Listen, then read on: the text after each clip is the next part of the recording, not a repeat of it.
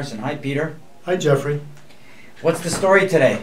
Well, the last time you were around, before you took your well-earned vacation, we were talking about non-competes and non-solicitations and confidential information. And John Friedman, the last time I was on with him, we continued that sort of general conversation about non-competes. And I was talking about one case in particular, which involved hairdressers. And there was a lot of meat in that case that I really didn't get to. I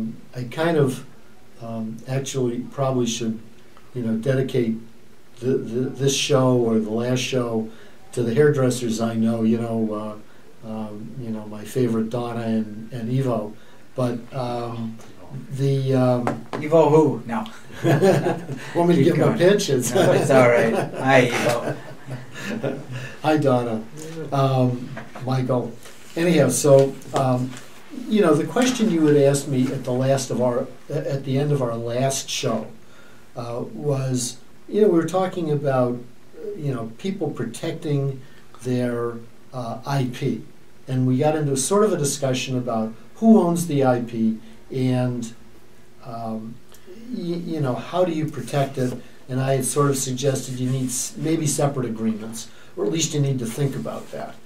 When I was talking about this hairdresser case, it really is both interesting on a non-compete level and on a non-disclosure level.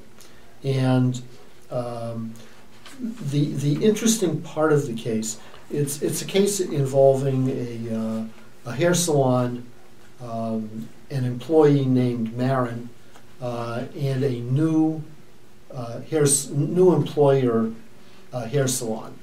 Who starts work. This woman quits after having signed a non-compete, non-disclosure, and goes to work right away for this new hair salon that is a mile and a half away.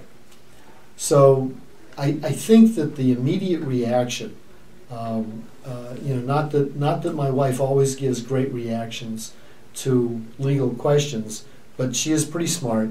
And in this particular case, I was kind of discussing the case with her, and her question was, how could anybody stop a hairdresser from moving, a mile and a half away?